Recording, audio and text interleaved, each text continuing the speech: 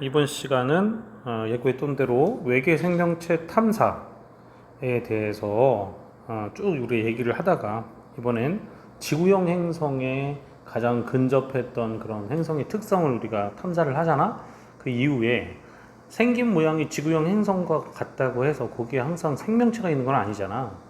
바로 그 안에 여러 가지 대기든 또는 기온이든 여러 가지 조건들이 지구와 되게 비슷한 환경이어야만 또 생명체가 있을 가능성이 크겠죠. 그래서 오늘은 생명 가능지대에 대한 공부를 해보도록 할 거다.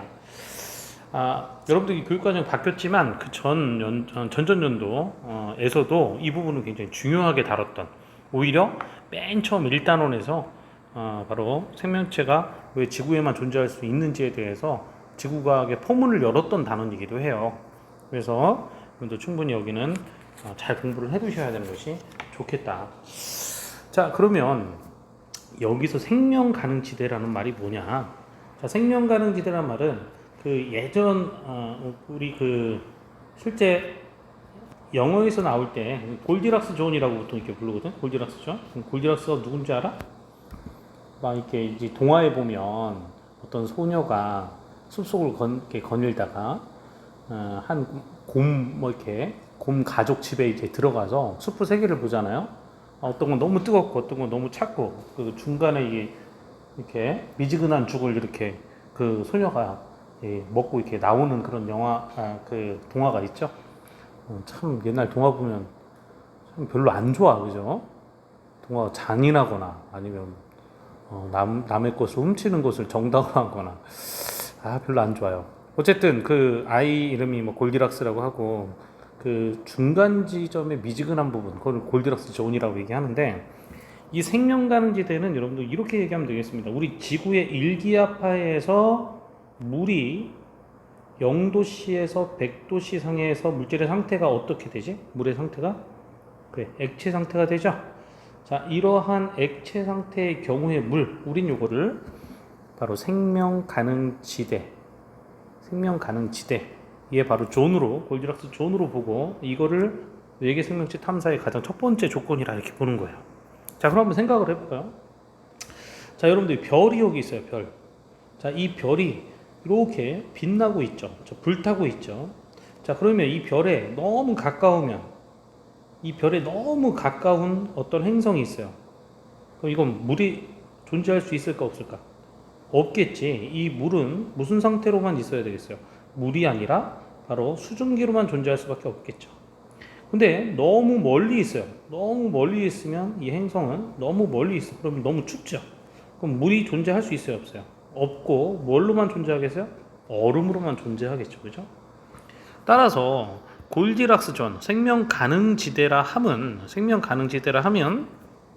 바로 이 별의 적당한 거리, 이 적당한 거리의 행성이 있어야만 되겠죠. 그죠? 자, 그래서 이것이 바로 물이 바로 액체 상태의 상태로 존재하는, 이런 상태로 존재하는 이런 지대를 생명 가능 지대라고 얘기를 하는 겁니다. 자, 지구라는 곳은 태양이라는 별에 아주 적당한 거리, 약 얼마? 1억 5천만 킬로미터. 우린 이거를 그냥 1천문 단위, 1AU라고 얘기를 하거든요. 요 정도에 존재하기 때문에 물이 액체 상태로 존재하는 것이죠. 그에 반해서 금성은 어떻게 돼? 너무 뜨거워서 금성의 H2O는 거의 기체로 존재하게 되는 것이죠. 화성은 어떻게 됩니까? 화성은 극관에, 여러분들 알다시피 극관에 다 얼음으로 존재하게 되는 것이죠. 물론 지금 알려지는 것은 그 극관 아래에 이제 지열로 온도가 올라가잖아요. 그러면 액체 상태 물이 존재할 수 있을 것이다 라고 이제 얘기도 하고, 유로파나 이런 굉장히 태양에서 먼 위성들 중에서도 지하 깊은 곳에 물이 있다고는 알려져 있습니다. 자, 그러나 지금 여기서 얘기하는 것은 지표면에 지구형 행성과 같은 딱딱한 지표면을 갖고 있는 행성들 중에 별과 적당한 거리에 있어서 물이 액체 상태로 존재할 수 있는 그런 상태, 이걸 우리가 생명 가능 지대라고 얘기를 하는 것이다. 너무 간단하죠? 그렇습니다. 자, 그러면 여기서 몇 가지 문제가 생기는데, 문제보다는 원리가 있는데, 여러분들 물이 왜 이렇게 중요할까요? 그냥 얼음이나 수증기면 안 될까? 물이 왜 이렇게 중요할까? 자, 물은 너무너무 중요하다. 왜냐하면 생명이 있어야 하는데 필수 조건이 바로 액체 상태의 물입니다. 생명의 필수는 바로 액체 상태의 물이에요. 자, 왜 그런지 꼭 한번 기억을 해봐. 물의 특성이 뭐죠? 물은 H2O라고 하는, 자, 이렇게 H2O라고 하는 이 H 그 다음에 O가 서로 이렇게 결합되어 있는 형태를 갖고 있죠. 그래서 O는 이렇게 음극을, 그리고 H는 이렇게 양극을 띠고 있는 이 전자기적 성질을 갖고 있는 그런 물질이에요. 그래서 물은 무엇을 띠고 있어요? 극성을 띠고 있어요. 극성. 자, 이 극성을 띠고 있다는 얘기는 상당히 다른 극성을 띠고 있는 물질들, 다시 얘기하면 여긴 마이너스, 여기는 플러스 있는 것들을 잘 결합시켜서 떼어낸다는 얘기거든요. 결합이라기보다는 전정기적 인력으로 얘들을 잘 떼어낸다는 얘기야. 그래서 물의 이런 극성을 가진 것은 바로 어떠한 것들을 잘 녹여낸다는 얘기죠. 우리 몸속에서 70%가 물인 이유도 여기에 있다. 우리가 먹은 모든 영양소들, 또는 우리 몸속에서 일어나는 모든 혈장과 혈류들의 그런 여러 가지 상호작용, 우린 이거를 다 뭐라고 하죠? 되게 중요한 말이죠. 바로 생명체에서 일어나는 그런 모든 작용, 이거를 물질 대사라고 하죠. 자, 물은 바로 이러한 극성에 의한 물질 대사를 일으키게 하는 역할을 한다는 거예요. 그래서 액체 상태 물이 되게 중요합니다. 두 번째, 물질 대사를 일으키는 역할을 하는 것뿐만 아니라 두 번째 뭐죠? 액체 상태의 물은 비열이 상당하게 높죠. 이 액체 상태의 물의 결합력이 상당히 센 편이잖아요. 그래서 얘를 한번 가열할 때는 쉽지 않아. 자, 비열이 높다는 얘기는 뭐야? 비열이 높다는 건 한 번 가열하긴 어렵지만 가열한 다음에는 온도가 떨어지기도 어렵다, 그런 얘기예요. 다시 얘기하면 바로 체온을 유지하는 데 굉장히 좋다. 자, 체온을 유지한다는 얘기는 무엇을 이룩하는 데 좋다는 거예요? 항상성을 유지하는 데 되게 좋다. 여러분들, 생명체가 살아가는 것은 결국에는 항상성이야. 항상성이란 말, 항상 그 상태를 유지하는 거야.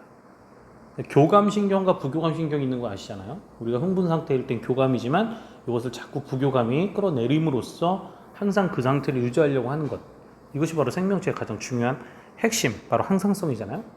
우리네 삶도 마찬가지죠. 여러분들 막 너무너무 흥분하거나 너무너무 우울하거나 할 필요 없이 항상 그 마음 상태를 이렇게 평온하게 유지하는 것이 여러분들 가장 어떻게 보면 행복한 지름길일 수도 있잖아. 그거를 철학자들은 아주 아리스토텔레스 때부터, 우리 서양에서는 그랬지만 동양에서는 공자가 그랬듯이 바로 중용을 얘기하는 거잖아요. 그죠?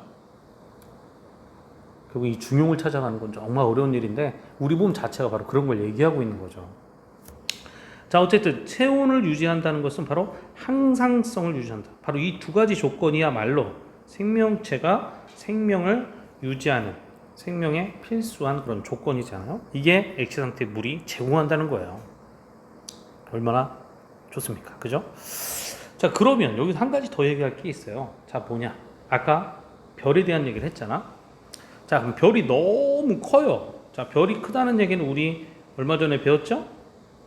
별의 특성에서 별이 너무 크다는 얘기선 주결성 같은 경우, 뭐 일단 별이 크다 그 얘기는 별이 밝다, 별이 뜨겁다, 그런 얘기랑 동의어잖아, 그제?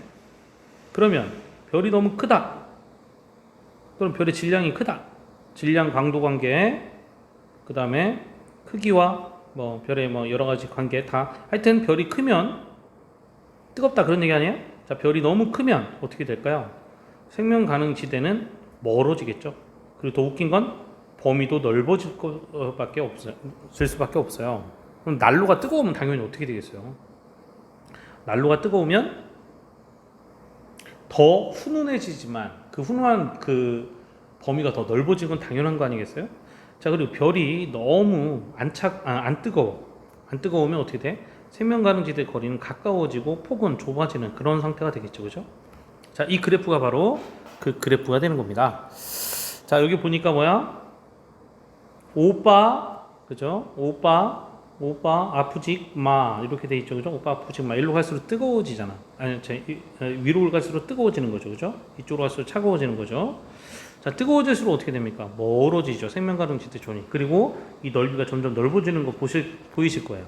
자, 지구는 태양이 G2 정도 되니까 여기서부터 쭉 가서 이쪽 어딘가에 있고 지구는 여기에 있는 거지. 앞에 금성은 생명가능지대 아니죠. 화성도 마찬가지고. 자, 따라해 봅니다. 별이 뜨거울수록, 따라하고 있지?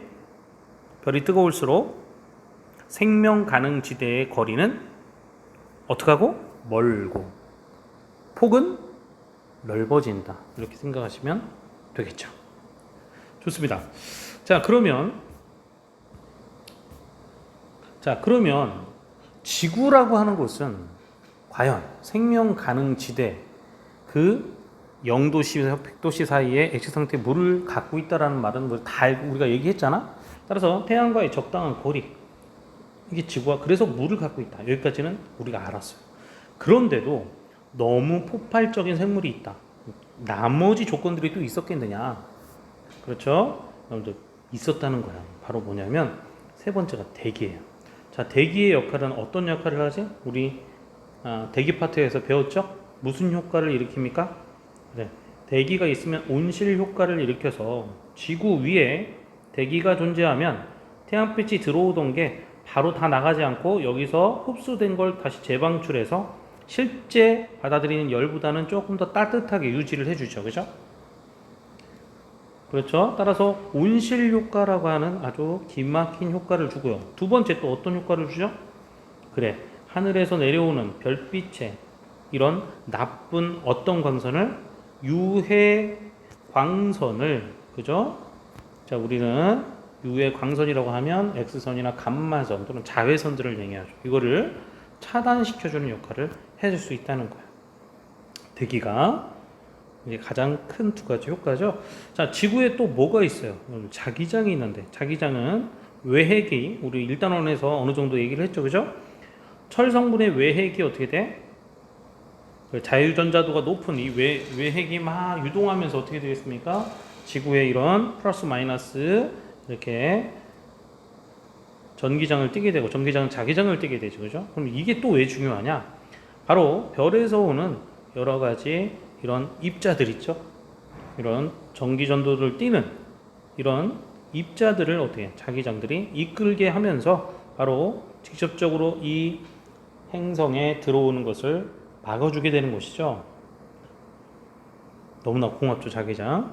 그러면서 어떻게 우리 직접적으로 이 모든 행성에 쏟아지는 것을 막아주는 방어 역할을 해주는 거예요. 지구도 이런 역할이 있어요. 그래서 지구를 보면 여러분들 그 드래곤볼이라는 만화 영화 많이 보잖아, 그지? 이 태양이 프리자야, 프리자. 태양에서 프리자가 막 이렇게 에너지파를 막 쏴. 에너지파라고 거기 나오는데 일본말은 이거 에너지파라고 할게. 그러면 지구는 원래 이렇게 대칭적으로 자기장이 나타났어야 되거든. 근데 이쪽이 압축됩니다. 그러면서 이쪽 이렇게 돼. 마치 손오공이 프리저가 쏘는 에너지파를 막는 것처럼. 그래서 이 압축되는 이런 부분. 그래서 엄청난 태양풍을 막아주고 있다는 거예요. 이걸 발견한 사람, 이거를 예측해서 발견한 사람이 벤 앨런이라는 사람인데, 그래서 이 존을 벤 앨런대라고 얘기를 합니다. 벤 앨런대. 나중에 좀 더 자세하게 얘기할 시간을 갖게 될 거예요. 자, 다섯 번째, 지구는 생명 탄생과 진화에 충분한 시간이 있었다. 자, 이거 되게 중요한 얘기인데요. 잘 보자. 우리 얼마 전에 배웠죠. 별이 너무 크면 어떻게 될까? 수명이 어떻게 될까? 엄청 작아지죠, 그죠?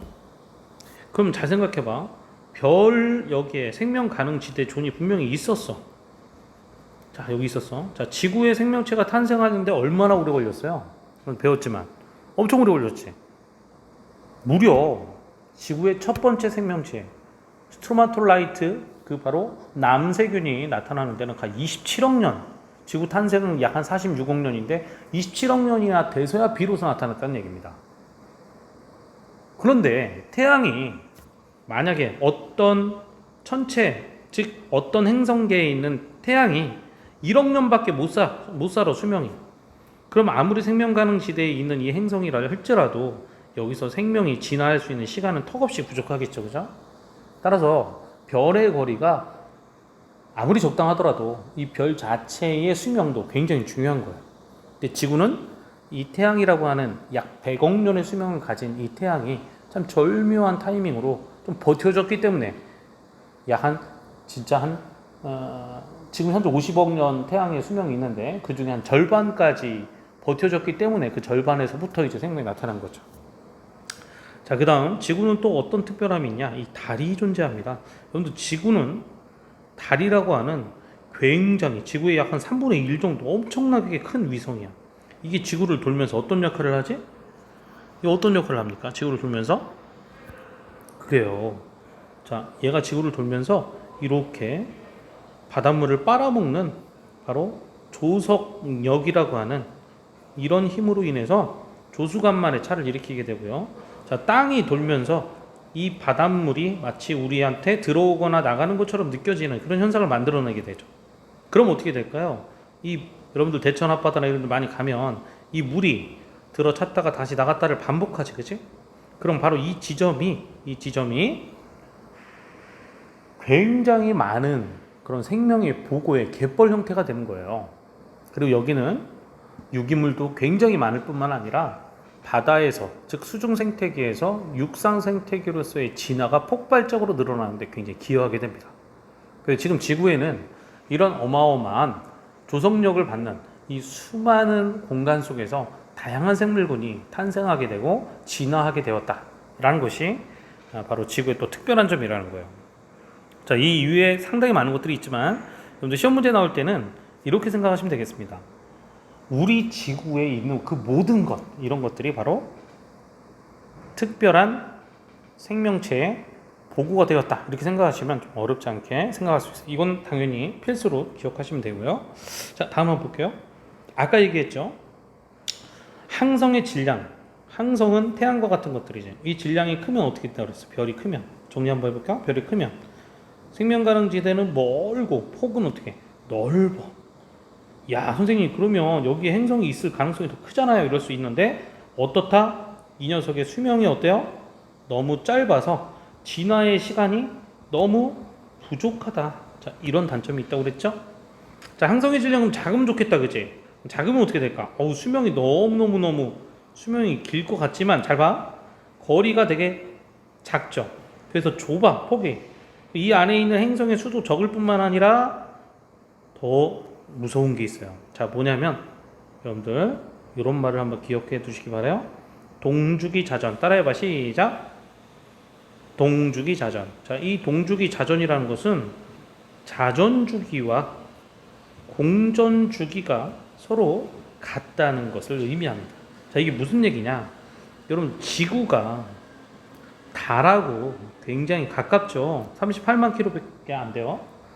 자, 이 달이 지구 주위를 도는데 어떻게 도는 줄 아세요? 여기다 깃발을 꽂잖아, 얘들아. 그럼 달이 여기 있으면 일로 이렇게 와요, 깃발이.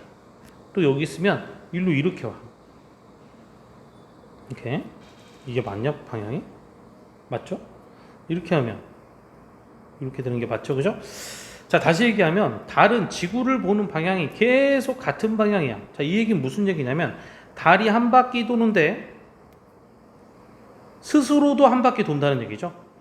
자전을, 즉 공전하는데 일공전하는데 일자전한다는 얘기예요. 이거 왜 그러냐면 지구가 달과 너무 가까워서 지구에서 달을 잡아당기는 힘이 너무 세죠. 그럼 달이 원래 스스로 자전을 많이 했었거든. 원래는 이렇게 막 자전하면서 돌았거든. 근데 지구가 지구와 달을 다시 한번 그려볼게. 지구가 너희들이고요. 달이 되게 이쁜 이쁜 또는 잘생긴 여러분들이 친구라고 보자. 근데 니들이 너무 이뻐하면서 이 손으로 이렇게 뺨을 이렇게 붙잡고 있었어. 근데 달이 여기서 막 계속 돌아. 그럼 나중에는 여기는 브레이크가 걸리겠죠. 여기도 브레이크가 걸리겠지. 근데 지구는 거의 비슷한 힘으로 이렇게 만유인력으로 얘를 잡아당기고, 그럼 점점 어떻게 돼? 이 자전 속도가 느려지게 되는 거예요. 그럼 거리가 어떨수록 더 이런 일이 세지겠어요? 거리가 가까울수록 이런 일이 세지죠. 우린 이거를 조성마찰이라고 얘기도 합니다. 근데 그거는 나중에 또 우리 배울 텐데 어쨌든 점점 느려져요. 선생님, 그러면 지구도 느려지겠네요? 여러분, 지구 느려집니다. 놀라운 얘기죠. 여러분들 고생대 지구에 1년에 거의 1년에 존재하고 지금 365일이잖아. 자, 365번을 1년 동안 돈다는 얘기잖아. 근데 고생대 때는 한 400번, 400일 정도가 1년이었어요. 어떻게 알았냐? 어떻게 알았을 것 같아? 고생대 때도 산호 살았거든, 그치? 이 산호 화석을 보면 산호도 이렇게 하루하루 나이트가 이렇게 생겨요. 당연히 그렇겠지? 한낮에는 따뜻하니까. 그리고 밤에는 추우니까 얘 생장이 하루하루가 하루씩이야. 근데 이걸 따져봤더니 400일이 나오더라. 지구도 점점 느려지고 있어요. 태양이라고 하는 것을 돌면서. 자, 그럼 여기 볼래? 동죽이 자전하면 어떻게 되겠어요? 즉 태양을 바라보는 쪽은 늘 뭐겠어? 낮이고, 태양을 바라보지 않은 반대쪽은 늘 뭐겠어? 밤이겠죠. 그럼 생명이 살기가 쉽겠어요? 태양을 바라보는 쪽은 늘 섭씨 막 100도에 가까워. 반대쪽은 늘 0도에 가까워. 그럼 평균은 0에서 100도니까 분명히 액체 상태의 물은 존재할 것 같지만 실제로는 그렇진 않죠. 그죠? 선생님, 그러면 요거 낮과 밤 딱 중간쯤 걸리는 요 사이에는 있을 수도 있겠네요. 그래, 그럴 수도 있어. 그럴 수도 있는데 그 영향, 그 범위가 너무 좁기 때문에 우리에겐 큰 유의미한 경우는 아니죠. 그죠? 발견할 확률도 굉장히 적고. 자, 정리해 볼까요? 항상의 질량이 작으면 별의 수명은 높고 좋을 것 같지만, 그래서 진화의 시간이 충분할 것 같지만 실제로는 그 주변을 돌고 있는 행성이 동죽이 자전하면서 낮과 밤이 거의 계속 한쪽 면의 낮과 밤이 유지가 되면서 오히려 생명이 살기가 쉽지 않다. 이런 얘기를 한번 여러분들하고 얘기할 필요가 있다. 자, 그래서 탐사를 해봤더니 실제로는 어떻습니까? 여러 가지 탐사 방법이 있는데, 여기서 뭐 케플러 탐사선, 뭐 테스 탐사선 뭐 이런 것들을 많이 올렸는데, 이것들은 뭘 이용했어요? 식현상을 이용했어요. 여러분 식현상 어떻게 공부했었지? 우리 전 시간에 별이라고 하는 것을 이렇게 행성이 돌면서 이 앞을 가릴 때, 그때 밝기, 이 별의 밝기가 가다가 쭉 어두워지는 것을 발견했다고 그랬지, 그지? 그러니까 어떤 광선을 이용한 거예요? 우리 눈에 보이는 빛이니까 가시광선을 이용한 방법이죠. 이래서 바로 외계 행성을 찾고 있는 겁니다. 자, 그 다음에 이거 좀 기억을 해두셨으면 좋겠어요. 제임스 웹 망원경이에요. 자, 제임스 웹 망원경은 아직 날아간 놈은 아니야. 2021년에 발사 예정이에요. 자, 이렇게 봤더니 어떻게 돼 있어? 이게 제임스 웹 망원경 모양이거든요. 이제 위로 올라가서, 자, 별빛을 코로나 그래프로 차단한다. 이게 무슨 얘기냐면, 별이 있죠, 별. 이 별빛 앞에 이 망원경의 중간에, 얘들아, 이거를 가릴 수 있는 검은 장치가 있어요. 얘를 가리면 이 별이 어두워지겠지, 그지? 그럼 이 주변에 있는 행성들이 조금 더 잘 보이겠지? 여러분들 밤에 가로등 딱 여러분들 눈에 비치고 있는 불빛을 가리면 밤하늘에 있는 별이 조금 보이거든요. 그런 형태인데, 차단하고 나서 그래도 너무 어둡죠. 그런데 별에서는 뭐가 나와? 적외선이 자꾸 나오죠. 그러니까 이런 적외선으로 관측하는 그런 망원경이에요. 이해되시죠? 그래서 직접 촬영하는 겁니다. 이것은 직접 촬영하는 거야. 직접. 제임스 웹은 직접. 아까 우주망원경 케플러나 테스는 뭐였어요? 가시광선을 이용한 식현상을 관측하는 거였다고 그랬죠? 자, 그리고 또 재미있는 프로젝트가 하나가 있어요. SETI라고 하는 프로젝트가 있어. Search for Extraterrestrial Intelligence. 다시 얘기하면 외계 지적 생명체를 찾는 그런 방법인데, 그런 운동인데, 이게 아마추어, 물론 이제 프로 천문학자들도 있지만 아마추어 천문가들, 이런 사람들이 자기 컴퓨터도 다 동원해서 전파망원경, 전 세계인 전파망원경, 그 다음에 그 전파망원경이 받는 모든 정보를, 그런 천문학을 좋아하는 모든 아마추어 천문학자들까지 다 자기 컴퓨터를 이용해서 함께 조금씩 조각으로 이거를 분석하는 방법이 있습니다. 여러분들 관심 있으면 세티 찾아가서 설치해서 깔아서 여러분들도 동참할 수 있어요. 그래서 별이나 은하에서 보내는 여러 가지 전파들이 있는데, 그 자연적인 전파 말고 어떤 지적 생명체가 외계에서 보냈다고 하는 그런 전파를 조금씩 찾고 있는 그런 겁니다. 유튜브 찾아보면 재밌는 거 많아요. 실제 외계에서 보낸 것 같은 전파가 있다 이러면서 하는 그런 여러 가지 설들도 많이 있습니다. 자, 그 다음 우리가 보낸 우리 여기 있어요라고 보낸 그런 탐사선도 있어. 보이저 파이어니어호 이걸 좀 기억을 해두시는데요. 여기는 여기 보이시죠? 이 레코드판에다가 우리 지구에 대한 지도를 주고 인간의 음성이 있죠. 우리나라의 우리나라 저기 안녕하세요 이런 것도 다 들어가 있어. 이걸 레코드판에 황금 레코드판에 기록을 해서 보이저우에다가 이렇게 실어가지고 지금 보냈죠.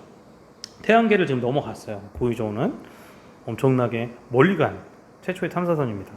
자, 큐리오시티라고 하는 것은 화성에 떨어진 로봇인 거 아시죠, 그죠? 자, 이것은 바로 화성을 탐사하는 무인 로봇입니다. 그러면서 얘 그냥 막 가는 게 아니고 화성에 유기물이 있나 확인도 해보는 거죠. 외계 생명체를 탐사해보는 탐사 현황. 물론 지금도 더 많은 것들이 이루어지고 있는데요. 여러분들 관심 있게 구글에 검색하면 엄청나게 많이 나오니까 한번 꼭 보셨으면 좋겠습니다. 자, 오늘은 외계 행성계에서 외계 생명체의 탐사를 생명 가능 지대종과 탐사 현황에 대해서 알아봤습니다. 다음 시간엔 이제 더 멀리 나가서 우리 은하를 벗어난 외부 은하에 대한 여러 가지 상황들을 알아보도록 해요. 자, 수고하셨습니다. 다음 시간에 봐요.